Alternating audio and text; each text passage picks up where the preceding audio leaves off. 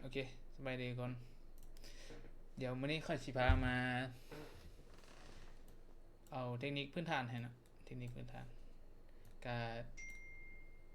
บ่ได้ถือว่ากับตึงเนาะแต่ก็พอเข้าใจอยู่เนาะมื้อนี้ก็สิมาสอนเกี่ยวกับนะครับแนวต้านเนาะมื้อนี้เดี๋ยวเดี๋ยวจะ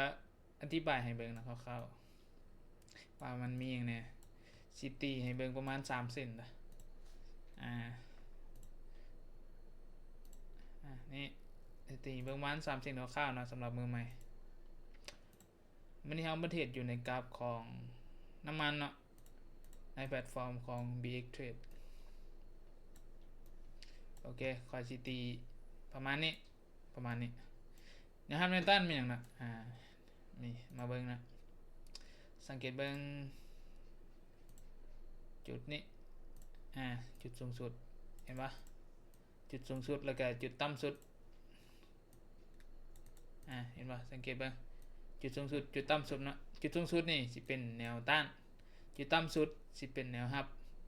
เห็นปะแล้วก็ถามว่าทั้งกลางนี่แม่นอย่างทั้งกลางนี้เป็นได้ทางแนวรับแล้วก็แนวต้านเนาะแต่ว่าเอามาเบิ่งในส่วนของโซนทางหน้านี้เอามาเบิ่งในส่วนของโซนทางหน้านี้เอาที่สังเกตเบิ่งในโซนของกราฟปัจจุบันนะนี่ก็คือตัวนี้เห็นปะตัวนี้มันอย่างกราฟตัวนี้ กราฟปัจจุบันมันอยู่ในโซนทางกลางเห็นปะตัวเรื่องนี้เป็นแนวต้านทางลุ่มนี้ก็เป็นแนวรับเห็นปะแต่ทั้งลุ่มนี่เดี๋ยวสั่นทั้งลุ่มนี้ก็ยังเป็นแนวรับคือเก่านะเพราะว่ากราฟปัจจุบันมันอยู่ในโซนทางกลางของแนวรับแนวต้านนี่ฮัสิเบิ้งแนวใดฮัจะคุ้มแนวใดเอาสังเกตเบิ้งจุดสูงสุดแล้วก็จุดต่ำสุดแล้วก็หาจุดที่ต่ำกันหลายที่สุดเนาะสิเป็นแนวรับแนวต้านจุดที่ต่ำกันหลายที่สุดตัวนี้สังเกตเบิ้งมีจักจุดละอันนี้ก็สิเป็นจุดที่แข็งแรงนะมี1จุดนี่2จุดนี้เห็นบ่ในโซนนี้3นี่เห็นบ่1จุด2จุด3จุดจุดที่4มีบ่ก็เลื่อนกราฟย้อนหลังไปจุดที่4มีเนาะเด้จุดที่4อยู่นี่เห็นบ่จุดที่5เด้จุดที่5อยู่นี่มีจุดที่6บ่มีเนาะเห็นบ่เลื่อนไปอีกเลื่อนไปจนให้มันจำประมาณจัก6-7จุดเนาะใช้งานได้แข็งแรงเนาะนี่เห็นบ่7จุดนี่เป็นแนวรับแนวต้านเดี๋ยวค่อยสิมาอธิบายคร่าวๆสมมุติว่าคือจังในโซนนี้ซะ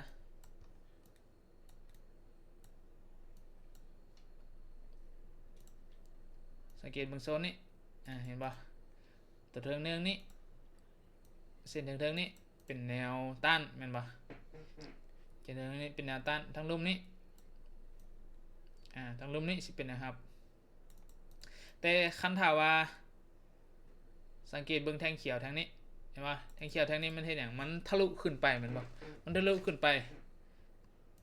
แท่งเขียวนี้จากแนวต้านตัวนี้สิเปลี่ยนเป็นแนวรับทันทีเพราะว่าคันแท่งเขียวขึ้นไปเฮาสิเอิ้นเป็นแนวต้านคันแท่งแดงลงมาเฮาสิเอิ้นเป็นแนวรับประมาณนี้คือแบบว่าสมมุติเนาะแนวต้านอยู่ทางนี้ซะนี่ประมาณนี้แท่งเขียวทะลุขึ้นไปในโซนทึ่งๆแล้วก็คือโซนนี้เห็นบ่ก็คือโซนนี้กราฟปัจจุบันมันอยู่ในช่วงของโซนนี้ละมันอยู่ของช่วงในโซนนี้ทางเทิงนี้สิเป็นแนวต้านนี่เห็นบ่มันมีหลายจุดเดินในห้างแนวต้านมันบ่ได้มีแต่ 2-3 จุดอันนี้สิตีให้เบิ่งคร่าวๆซื่อเนาะตีเบิ่งคร่าวๆซื่อตีเบิ่งคร่าวๆทางเทิงนี้สิเป็นแนวต้านทางลุ่มนี้สิเป็นแนวรับเห็นบ่ทางลุ่มสิเป็นแนวรับทางเทิงสิเป็นแนวต้านจุดสูงสุดแล้วก็จุดต่ำสุดที่จริงอยู่ในกระแมนนะที่จริงมันมีหลายจุดนะที่จริงนี่กระแมนนี่เห็นปะมีหลายเส้นนะแต่ว่าตีให้เบิ่งเป็นกรณีศึกษาเนาะตีให้เบิ่งเป็นคร่าวๆซื่อนะที่จริงแล้วมันมีหลายจุดต่างแต่ว่ามันสิแข็งแรงบ่ต่างแต่ว่ามันสิใช้งานได้บ่ตามนั้นน่ะเห็น นบ่คันเทิงๆขึ้นไปปุ๊บต่ำแบบนี้แทงเขียวขึ้นต่ำแบบนี้ทะลุบ่ได้เป็นแนวต้านแต่คันถ้าว่าจังซี่ซะโอเคในจุดนี้มาเบิ่งในโซนนี้ปึ๊บเห็นปะเส้นเทิงนี้เป็นแนวต้านมันปะทางลุ่มนี้เป็นแนวฮับมันปะทางลุ่มนี้เป็นแนวฮับมาสังเกตเบิ่งแทงแดงแทงนี้เห็นปะแทงแดงแทงใหญ่ๆนี่มันเห็นอย่างมันสามารถทะลุแนวฮับได้มันปะมันสามารถทะลุแนวฮับได้คันถ้าว่ากราฟปัจจุบันมันอยู่ในโซนนี้เห็นปะกราฟปัจจุบันมันอยู่ในโซนนี้จากแนวฮับตัวนี้นี่เห็นปะจากแนวฮับตัวนี้สิเปลี่ยนเป็นแนวต้านทันทีเห็นปะคันถ้าว่าแทงแดงทะลุลงไปแล้วจากแนวฮับสิเปลี่ยนเป็นแนวต้านคันถ้าว่าแทงเขียวทะลุขึ้นไปถึงจากแนวต้านสิเปลี่ยนเป็นแนวฮับประมาณนี้เป็นอย่างคือวางสั้นสังเกตเบื้องเนาะเห็นปะแทงแดงทะลุลงไปอีกปุ๊บทางถึงยังเป็นแนวต้านคือเก่าเพราะว่ามันยังไม่ได้กลับมารีเทสทางลุ่มเลยทางลุ่มก็เป็นแนวรับเห็นปะทางลุ่มตัวนี้แทงแดงตัวนี้ทะลุแนวรับตัวที่2ได้อีกตัวแนวรับตัวที่2นี้จากแนวรับก็สิกลายเป็นแนวต้านคือเก่าเข้าใจนะนี่เห็นปะแบบนี้ซะก่อนนี้แบบนี้มาเบิ่งในโซนนี้บัดนี้ในโซนนี้เห็นปะแนวรับตัวที่3อยู่จุดใดอยู่จุดนี้เห็นปะเส้นสีส้มทางลุ่มนี่เห็นปะแท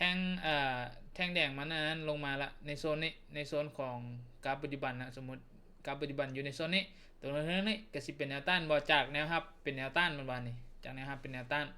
ตัวทางลุ่มนี้แทงแดงเห็นอย่างแทงแดงบ่สามารถทะลุได้เห็นบ่มันก็ยังสิเป็นแนวรับคือเก่าเห็นบ่แทงแดงบ่สามารถทะลุได้มันก็ยังสิเป็นแนวรับคือเก่าคันถ้าว่าแทงแดงสามารถทะลุได้แบบนี้เห็นบ่จากแนวรับตัวนี้เปลี่ยนเป็นแนวต้านเลยแบบนี้เห็นปะเข้าใจนะเพราะว่าเนี่ยอย่างเขาเปลี่ยนเป็นแนวต้านโซนกราฟปัจจุบันมันอยู่นี่เด้สัเห็นปะคันทว่ามันทะลุขึ้นแบบนี้แบบนี้เห็นปะปึ๊บทะลุขึ้นแบบนี้ตัวนี้เป็นแนวต้านมันมานี่จากแนวรับเปลี่ยนเป็นแนวต้านคันทว่าทะลุขึ้นสังเกตเบื้องแทงเขียวแทงนี้เห็นปะแทงเขียวแทงนี้ทะลุขึ้นไปปึ๊บกราฟปัจจุบันมันจะอยู่ในช่วงของโซนนี้มันจะอยู่ในช่วงของโซนนี้จากแนวต้านตัวนี้จากแนวต้านใหม่เนาะจากแนวต้านใหม่ปุ๊บก็สิกลายเป็นแนวรับคือเก่าย้อนว่าแท่งเขียวมันทะลุขึ้นไปเด้แท่งแดงมันทะลุลงมาบ่ฮอดเห็นบ่ทั้งลุ่มก็สิเป็นแนวรับทั้งเทิงตัวแนวต้านก็สิเป็นคันถ้าว่าแท่งเขียวสามารถทะลุขึ้นไปเทิงนี้ได้ก็แนวต้านตัวนี้ก็สิกลายเป็นแนวรับแต่ว่าเห็นบ่สังเกตเบิ่งแท่งเขียวแท่งนี้มันบ่สามารถทะลุแนวต้านได้นี่กะแนวต้านตัวนี้ก็สิเปลี่ยนเป็นกะสิบ่แม่นแนวต้านตัวนี้ก็สิเป็นแนวต้านคือเก่าเพราะว่ามันบ่สามารถทะลุได้เด้ก็คร่าวๆนะประมาณนี้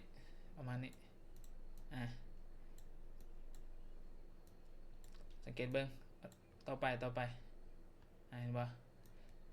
มีแนวต้านใหม่แนวต้านเก่าเนาะเห็นบ่สังเกตเบิ่งโซนนี้นี่ตัวนี้เห็นป่ะทั้งเทิงเป็นแนวต้านทั้งลุ่มเป็นแนวรับคือเก่าแนวมันอยู่ในช่วงของกราฟตัวนี้เห็นป่ะแทงเขียวทางนี้มันสามารถทะลุแนวต้านขึ้นไปป่ะมันสามารถทะลุแนวต้านขึ้นไปจากแนวต้านตัวนี้สิกลายเป็นแนวรับได้ป่ะนี่ย้อนอย่างนี่สังเกตเบิ่งแทงแดงทางนี้มันลงมาปุ๊บต่ำแนวรับมันป่ะแทงแดงลงมาเอาชื่อมันเป็นแนวรับแทงเขียวขึ้นไปเอาชื่อมันเป็นแนวต้านเห็นปะแทงเขียวนี่แทงเขียวมันขึ้นไปต่ำปุ๊บต่ำบ่ผ่านเอามันเป็นแนวต้านแทงแดงลงมาต่ำปุ๊บต่ำบ่ผ่านเป็นแนวรับเห็นปะคันธว่าแทงแดงต่ำลงมาปุ๊บแบบนี้ผ่านแสดงว่าอันนี้เขาเอิ้นทะลุแนวรับนะเห็นปะทะลุแนวรับนี่ทะลุแนวรับได้คันธว่าแทงเขียว แบบนี้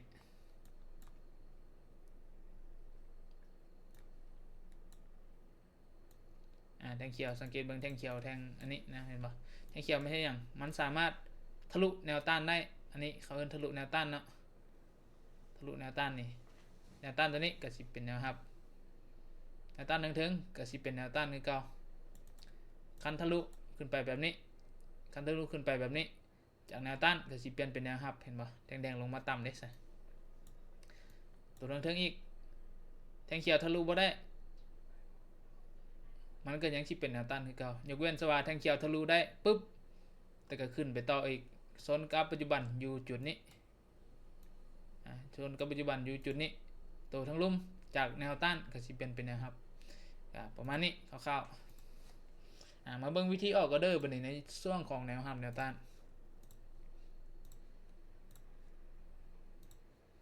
ส่วนหลายก็คนเก่าก็น่าจะเข้าใจอยู่นะคนใหม่นี่ยากอยู่เนาะคนใหม่ยากอยู่เพราะว่าหาจุดบ่เห็นเนาะสับสนเนาะเพราะว่าเข้ามาแรกๆก็บ่มีไผเก่งแต่แรกเนาะต้องไปศึกษาให้หลายๆเนาะวิธีเข้าออเดอร์เนาะในส่วนของขาขึ้นซะขาขึ้น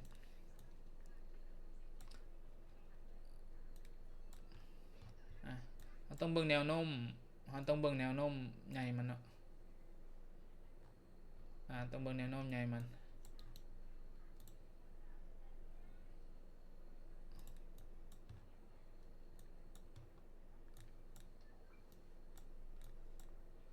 แนวโน้มใหญ่มันอยู่ใส่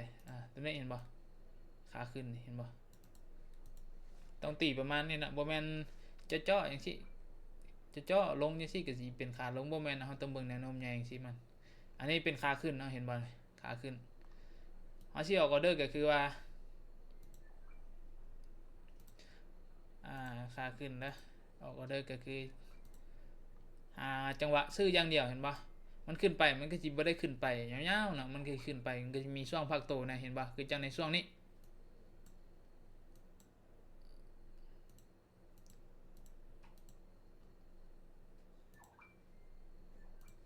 สังเกตเบื้องแท่งแดงนี่เห็นปะสังเกตเบื้องแท่งแดงแท่งนี้เห็นปะแท่งแดงที่ลูกศรซี่เห็นปะแท่งแดงมันที่ไหนแท่งแดงมันลงมาต่ำแนวรับมันปะบ่สามารถทะลุแนวรับได้เห็นปะก่อนหน้านี้มันที่ได้เห็นแล้วปะแท่งแดงแท่งนี้มันลงมาต่ำแนวรับดีดทิ่มใส่ขึ้นไปยาวเลยเนาะแท่งนี้ในจุดนี้ทิ่มใส่ขึ้นไปยาวเลยในจุดนี้แล้วก็เทื่อที่2ลงมารีเทสอีกลงมาต่ำแนวรับอีกบ่สามารถทะลุแนวรับได้เห็นปะเอากระซื้อขึ้นไปเลยในจุดนี้หรือว่าในจุดนี้หรือว่าในจุดนี้วิธีออกก็เดินซื้อนี่เห็นป่ะสังเกตบางแท่งเขียวแท่งนี้มันเห็นอ่ะมันสามารถทะลุแนวต้านได้มันป่ะมันสามารถทะลุแนวต้านได้เอาเห็นอ่ะเอาซื้อขึ้นตามการทะลุแนวต้านได้เข้าประมาณนี้คันทว่าสมมติในกรณีนี้นี่เห็นป่ะในขาขึ้นแบบนี้แต่ว่าแท่งเขียวขึ้นจากเซลได้ในโซนของขาขึ้นแต่ว่าเขาอยากขายเอาต้องหาจังหวะแบบนี้เห็นว่าสังเกตบ้างแท่งเขียวแท่งนี้มันเห็นอย่างมันต่ำแนวต้านเหมือนว่าปุ๊บต่ำแนวต้านมันบ่สามารถทะลุแนวต้านแน่นบ่นี่มันบ่สามารถทะลุแนวต้านได้มันทิ่มใส่เห็นปะมันทิ่มใส่แล้วก็เนื้อเทียนนี่มันอยู่ทางกล้องของแนวต้านมันปะอันนี้เขาเอื้นว่าบ่สามารถทะลุแนวต้านได้ในจุดนี้เอาจีเซลลงมาเลยเห็นปะในจุดนี้เขาจีเซลลงมาเลยแท่งนี้คือกันนี่เห็นปะนี่แท่งนี้คือกันแท่งนี้กับบอสามารถทะลุแนวต้านได้คือกันปึ๊บเอาควรได้เนี่ยเอาควรขายตามเห็นปะนี่เห็นปะคันทาวาทะลุแนวต้านได้แบบนี้เห็นปะแท่งนี้สามารถทะลุแนวต้านได้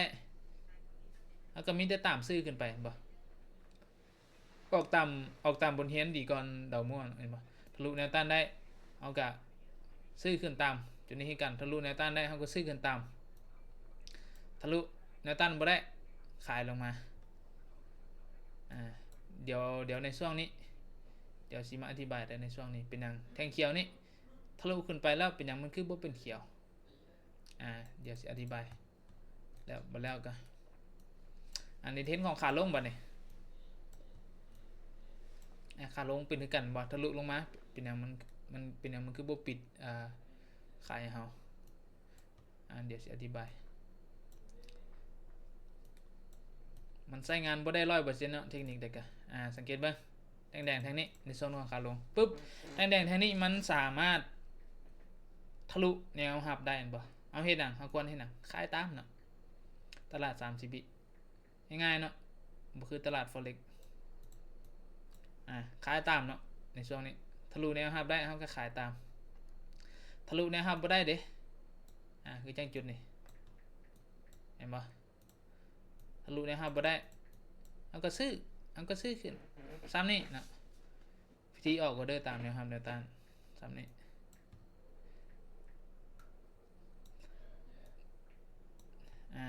ในโซนของขาลงนี่เห็นบ่ตัวนี้ตัวนี้เห็นบ่สังเกตเบิ่งแท่งเขียวแท่งใหญ่ๆนี่เห็นบ่แท่งเขียวแท่งใหญ่ๆนี่มันกลับขึ้นไปรีเทสแนวต้านมันบ่กลับขึ้นไปรีเทสแนวต้านในโซนของขาลงควรเฮ็ดหยังควรขายเนาะควรขายเพราะว่ามันบ่สามารถทะลุแนวต้านได้เด้ควรขายคันว่าทะลุได้เฮาสิผ่านไปก่อนเพราะว่าในช่วงนี้มันอาจจะเป็นตลาดสวิงบ่มันอาจสิเป็นไม่ต่อไปอาจสิกลับลงมาแดงยาวๆอีกก็ได้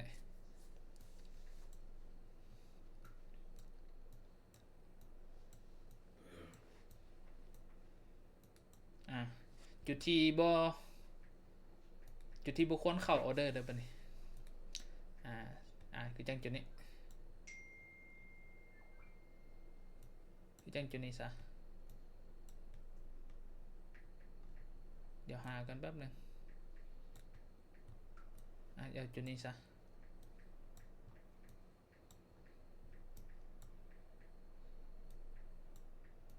สังเกตเบิ่งใส่เทียนของแท่งเขียวตัวนี้สังเกตเบิ่งใส่เทียนของแท่งเขียวตัวนี้มันเฮ็ดหยังมันบ่มันทิ่มใส่ซั่นดอกมันทิ่มใส่เห็นบ่กันแบบนี้มันทิ่มใส่ยาวโพดนี่ในจุดนี้เฮาสิบ่ออกก็เด็ดขาดในจุดนี้เพราะว่าไม่ต่อไปคันถ้าว่าช่วงนี้เป็นขาขึ้นเห็นบ่ตอนนี้มันเป็น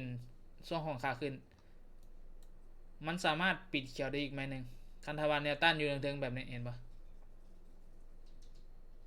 โอ้ลืมอธิบายแนวต้านนั่นเลยโอเคบ่เป็นหยังหาจุดที่แข็งแรงเลยโอเคบ่เป็นหยังเดี๋ยวไปแล้วก็อธิบายเห็นบ่คันถ้าว่าแนวต้านมันอยู่ในจุดเทิงๆนี้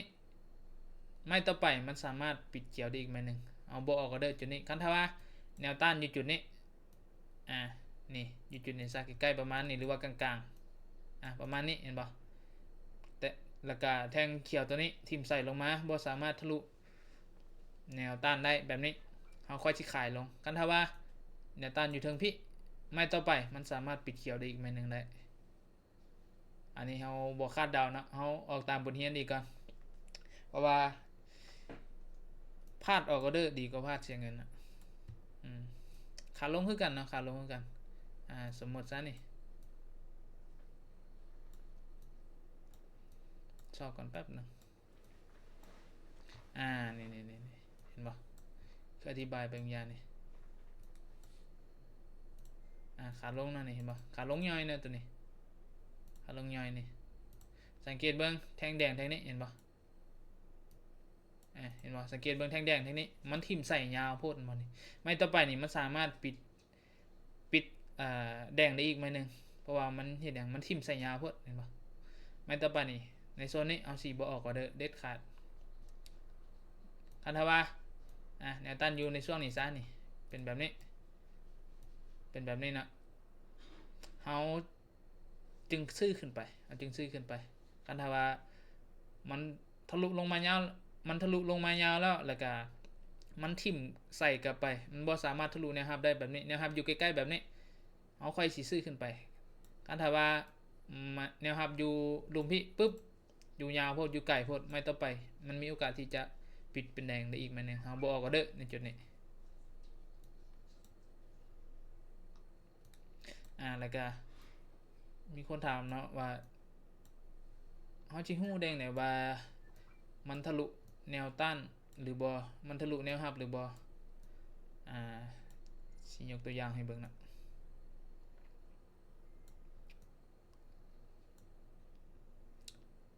โอเคเดี๋ยวขออธิบายจุดนี้ก่อนแล้วก็จุดนี้นะบัดนี้สังเกตว่าเป็นอย่างมันทะลุแนวรับแล้วเป็นอย่างมันทะลุแนวรับแล้วมันคือบลงมาแดงอีกไหมหนึ่งไม่ต่อไปมันคือบลงมาแดงก็คือบอกไปนั่นเนาะบ่มีเทคนิคใด100%นึงเนาะมีแต่เฮาหาจังหวะเขาในช่วงนี้ตลาดอาจสิสวิงบ่หรือว่าเป็นตลาดไซด์เวย์บ่มันก็สิเป็นไปได้เนาะเห็นปะตอนนี้มันเป็นขาลงเนาะนี่เป็นขาลงอยู่นี่เป็นขาลงอยู่แต่ว่าสังเกตเบิ่งแท่งเทียนแต่ละแท่งนะมันบ่ได้งามเลยเห็นปะสังเกตเบิ่งแท่งเทียนแต่ละแท่งก่อนหน้านี้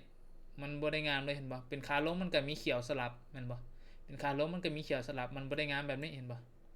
ถ้าว่างามแบบนี้นี่เขาก็เดินตามเลยนี่เห็นปะเป็นขาลงปุ๊บมันก็มีแท่งแดงแท่งเขียวปนกันสลับไม่ต่อไปไม่ทางหน้ามันก็อาจจะเป็นแบบกราฟย้อนหลังได้นะในจุดนี้คันทาวาลงมายาวๆแบบนี้นี่เอาบุฟฟ้าออกก็เดินนะในจุดนี้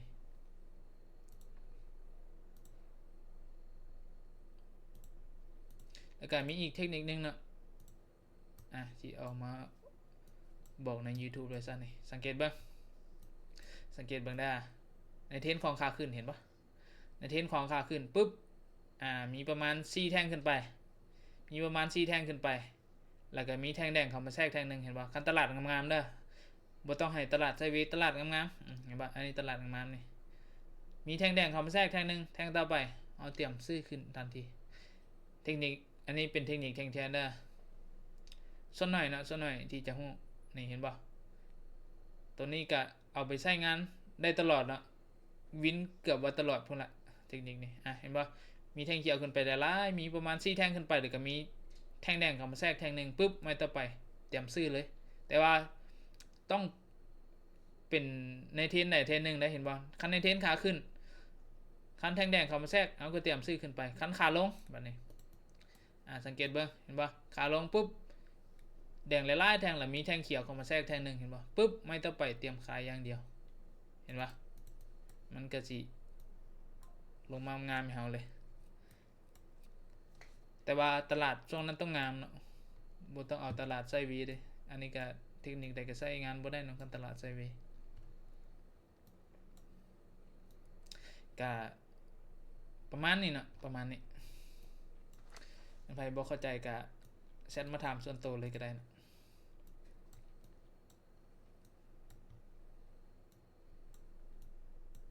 ก็สิคร่าวๆประมาณนี้เนาะวิธีใช้แนวรับแนวต้านกับ